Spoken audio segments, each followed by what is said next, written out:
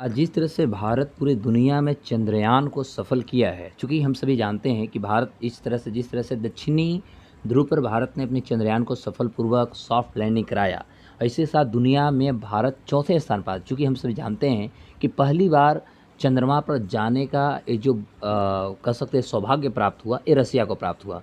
उसके बाद अमेरिका गया, चाइना गया, आज भारत भी अपनी स्थिति को वहाँ पर कायम कर चुका है। चूँकि आज देख सकते हैं कि भारतीय प्रधानमंत्री ने यहाँ तक कि कह दिया कि जो भारत के चंद्रयान वहाँ पर उतरा उसका नाम दिया गया है शिव शक्ति।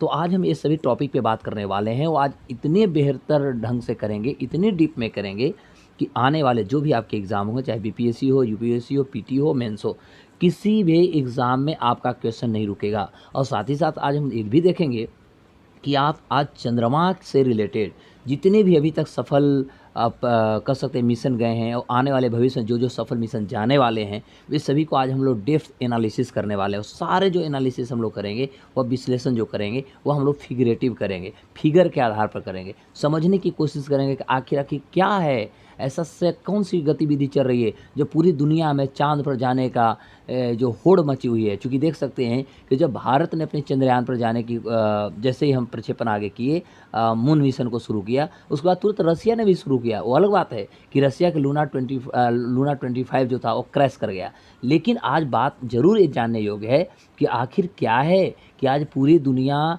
चाँद पर जाने को तैयार है। आखिर चंद्रमा पर है क्या? आखिर वहाँ की क्या स्थिति है? आज इस सभी बातों को इतने डेप्थ में करेंगे कि आपको लगेगा कि ना मैंने आज कुछ किया है। तो आप लास्ट तक बने रहें, सब्सक्राइब करें, शेयर करें, भूलें ना, आप कमेंट भी करें। और मैं प्रोफेसर अशोक कुमार दुबे आप सभी का स्वागत करता हूँ। मेरे डियर फ्रेंड, आप इस वीडियो को देखने वाला को फील होगा कि आज आपने कुछ सीखा है। तो चलिए अब हम अपने सेशंस को स्टार्ट करते हैं। तो आज का हमारा सेशन है विश्व के अभी तक चंद्र मिशन, विश्व के अभी तक चंद्र मिशन और आने वाले भविष्य में कौन कौन से चंद्र मिशन होंगे, उस पर हम चर्चा करेंगे। देखेंगे हम आज जो शुरू करने वाले हैं अपना सेशन, यह हम अपने सेशन को आज शुरू करेंगे और यह हम अपने भारत को ही पहले ही रखते हैं। यानी हमारा इंडिया जिस तरह से आज सफलता किया है, आज भारत का जो हमारा तिरंगा आज चंद्रमा पर जिस तरह से फहर रहा है, आज हर भारतीय को कहीं न कहीं गौरव महसूस हो रहा है। चूँकि हम देख सकते हैं भारतीय स्पेस एजेंसी, जिसको हम लोग इसरो बोलते हैं, इंडियन स्पेस रिसर्च ऑर्गेनाइजेशन जो है, इन्होंने 14 जुलाई को चांद पर अपना तीसरा मिशन भेजा, जिसका नाम दिया गया चंद्रयान-3। इसको लॉन्च किए और यह 23 अगस्त को चंद्रमा के साउथ पोल पर लैंड कर गया, है ना। तो ये भारत के लिए बहुत बड़ी चीज़ है कि हम 23 अगस्त 2023 को शाम के 6:04 पर हम जो हैं लैंड कर गए, है ना।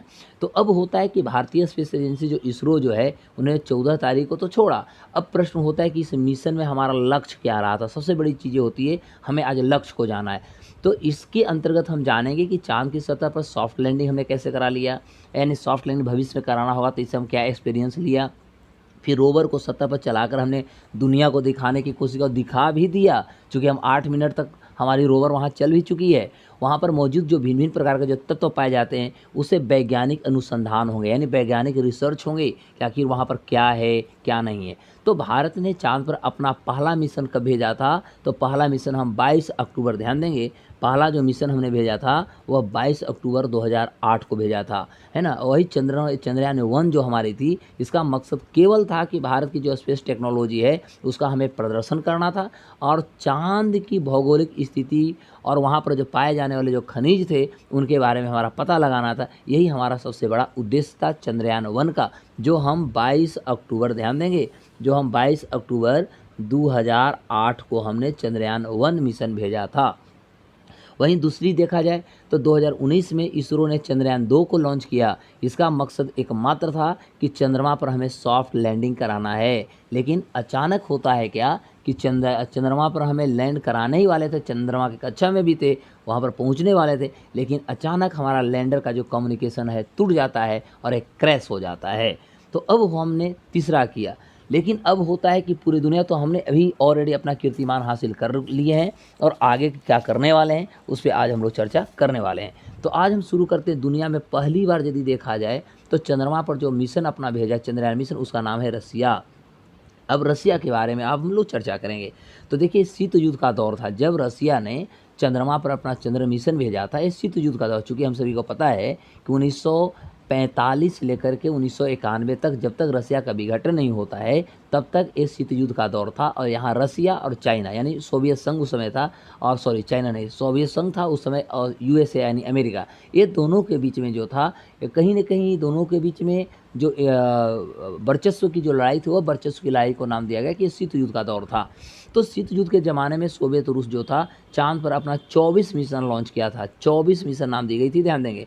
तो आखिरी यदि हम मिशन की बात करते हैं, तो आखिरी मिशन आखिर इन्होंने 1976 में देखेंगे, तो 1976 में इन्होंने लूना 24, ध्यान देंगे, इसका नाम था लूना 24, इन्होंने चाँद पर उतार दिया। और वहाँ से खुद सोचने वाली बात है कि लूना 24 जो था 170 ग्राम मिट्टी को धरती पर सुरक्षित लेकर के आ गया था। कितना था? 170 ग्राम, 170 ग्राम मिट्टी को, जो चंद्रमा पर मिट्टी होए, उसे उन्होंने सफलतापूर्वक पृथ्वी पर लेकर के आ गया था। तो यह रसिया के कब्ज़े में, या रसिया के कह सकते हैं एक बहुत बड़ी जीत कह सकते हैं अंतरिक्ष के क्षेत्र में। तो वहीं अब हम देख सकते हैं कि 47 साल के बाद 2023 में रूस ने लूना 25 को भेजा था, जो अभी क्रैश कर गया है। लेकिन लैंडिंग से पहले यह स्पेस क्राफ्ट क्रैश हो गया। अब ये साउथ पोल पर 1 साल तक काम करना था उसको। यहाँ नासा और दूसरी अंतरिक्ष एजेंसी जो है, उन्होंने भी बर्फ़ होने के निशाने को पाए हैं। तो आज कहीं न कहीं भारत जो भेजा है, इससे पहले रसिया ने ही इस वर्चस्व को अपने नाम हासिल करने की कोशिश कर रहा था, लेकिन खुदा गवाह है, ऊपर वाले की कृपा कि ये भारत के पक्ष में आ जाता है। तो रूस का जो अंतरिक्ष एजेंसियां हैं, जैसे भारत का हमारा अंतरिक्ष एजेंसिया का इसरो नाम है ना, उसी तरह रूस का जो है उसका नाम है रोसकॉस्मोस, यानी रूसी स्पेस एजेंसी रोसकॉस्मोस जो है, उसके मुताबिक बताया गया कि लूना जो 25 है, इसका मकसद है कि सॉफ्ट लैंडिंग टेक्नोलॉजी को विकसित करना, यानी जो सॉफ्ट लैंडिंग हो रहा है, यह टेक्नोलॉजी को और डेवलप करना। साथ ही चाँद पर मौजूद जो पानी है, उसके अलावे दूसरे जो वहाँ पर चीज़ पाए जाते हैं, उसको पता लगाना ही सबसे बड़ा मकसद था लूना 25 का, जो रसिया के द्वारा छोड़ा गया था, जो अभी क्रैश हो चुका है। तो सोवियत रूस की यदि देखा जाए, तो 1959 में लूना मिशन उन्होंने लॉन्च किया। कब किया था? तो 1959 में, 1959 में ही रसिया जो था लूना मिशन को लॉन्च किया था, जो चाँद की सतह तक पहुँचने वाला दुनिया का पहला अंतरिक्ष यान रहा। ध्यान देंगे, तो लूना जो उन्होंने लॉन्च किया था चंद्रमा पर, यानी कि कह सकते हैं कि अंतरिक्ष में पहुंचने वाला पहला यदि दुनिया का कोई रहा, तो वह रहा था रसिया का। चाँद तक वो पहुंच बना लिया था लूना के द्वारा। तो 1966 की बात करें, ये आप फिगर देख रहे हैं, यही आप रसिया के मैं बता रहा हूँ, ये रसिया का फिगर है। तो 1966 में हमने देखा कि लूना 9 जो था, उन्होंने मिशन चाँद पर रूस ने पहला सॉफ्ट लैंडिंग कराया था। इससे पता चला कि चंद्रमा की सतह जो है ठोस है, यानी हार्ड है। तो रसिया ने पहली बार 1966 में लूना 9 उन्होंने भेजा, सॉफ्ट लैंडिंग करा लिया, और उसके बाद रसिया का धीरे धीरे जो अंदर की जो इनकरेजमेंट को बढ़ा, और पूरी दुनिया कहीं ना कहीं इसके पीछे पागल हो गया, वो दुनिया आगे बढ़ने लगा। अब हम बात करते हैं अमेरिका का। अमेरिका दुनिया का इकलौता ऐसा देश है, ध्यान देंगे, अमेरिका दुनिया का एक ऐसा इकलौता देश है जो चाँद पर किसी इंसान को पहुंचाने में कामयाब रहा। जहां रसिया पहली बार अंतरिक्ष का यात्रा किया, अंतरिक्ष में उन्होंने भेजा अपना अंतरिक्ष यान, वहीं अमेरिका दुनिया का पहला देश रहा जिन्होंने किसी मानव को वहां पर भेज देता है। यह बात है 1969 का, जब अपोलो मून जो था, मिशन के जरिए उन्होंने, अपोलो के द्वारा उन्होंने अंतरिक्ष यान को एक काम किया था। करीब आज से 5 दशक बाद, मतलब लगभग आज से 50 साल आप देख लीजिएगा, अमेरिका अपने मून मिशन आर्टेमिस के जरिए इंसानों को चाँद पर एक बार फिर भेजने की तैयारी कर रहा है। तो आपसे एग्ज़ाम में पूछा जा सकता है कि एक बार और मानव को भेजने की जो काम कर रहा है अमेरिका, उसका नाम क्या है? तो उसका नाम रखिएगा आर्टेमिस। क्या नाम है? आर्टेमिस। तो वह आर्टेमिस के माध्यम से वह पुनः फिर वहाँ पर जाने की कोशिश कर रहा है।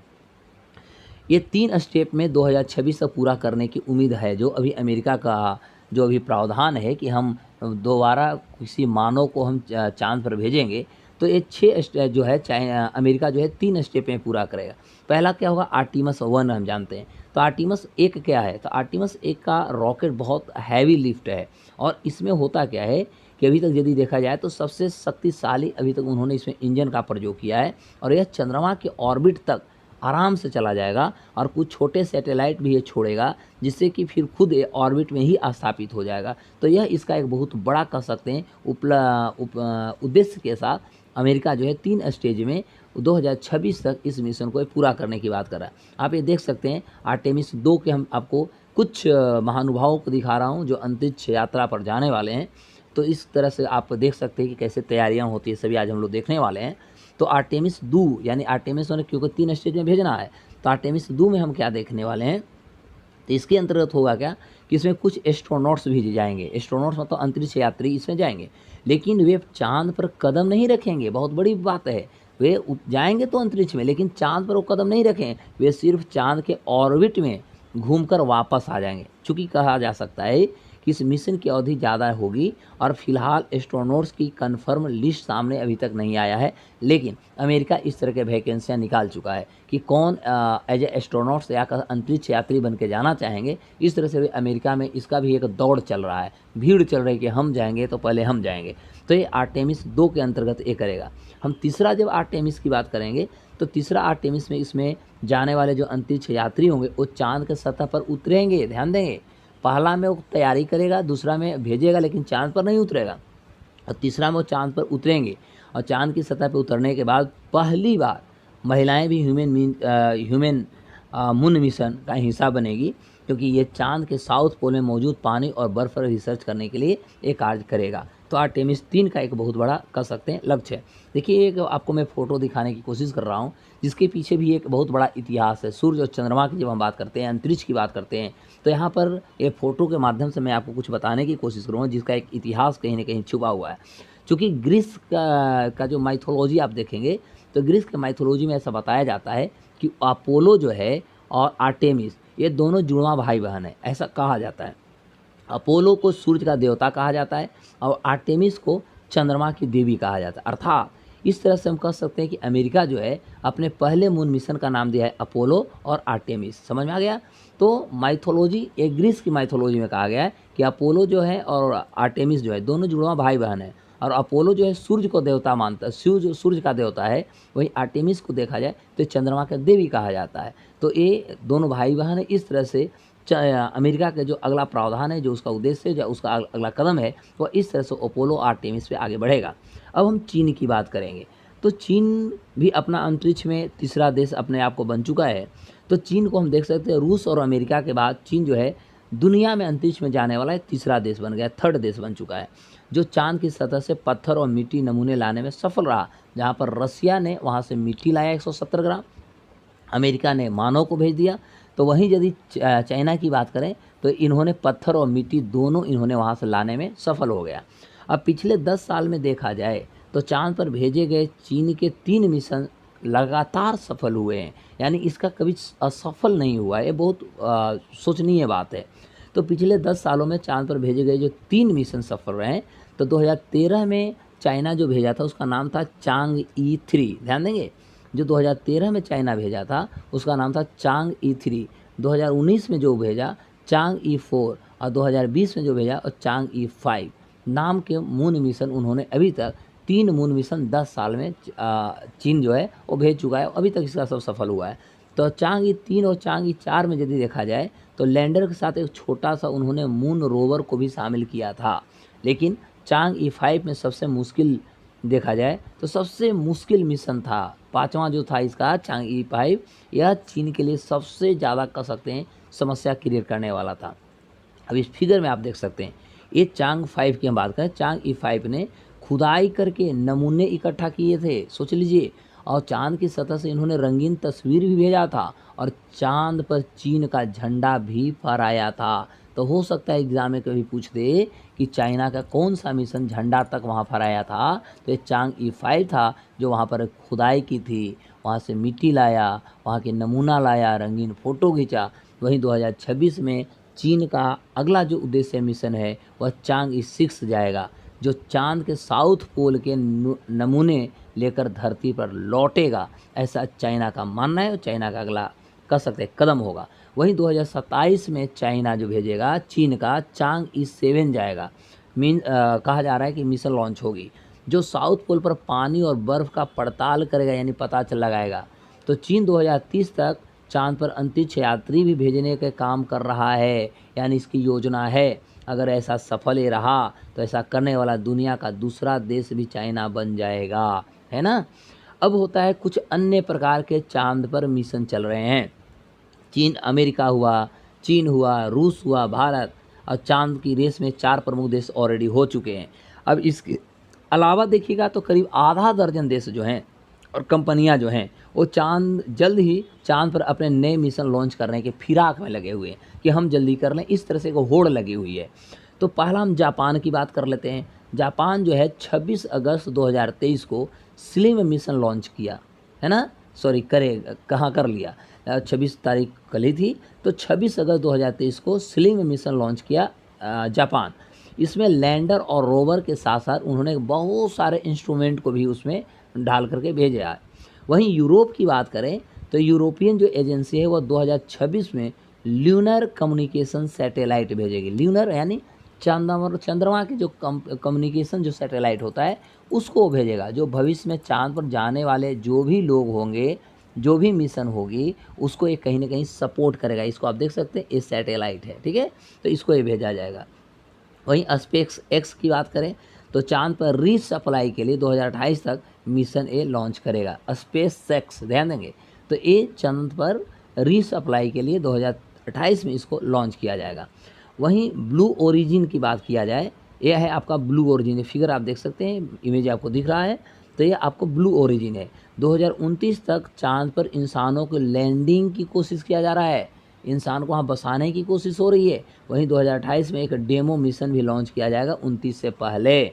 अब दक्षिण कोरिया और संयुक्त अरब अमीरात भी चाँद पर भेजने के लिए वे अपने अपने मिशन पर काम कर रहे हैं, चाहे दक्षिण कोरिया हो या संयुक्त अरब अमीरात हो।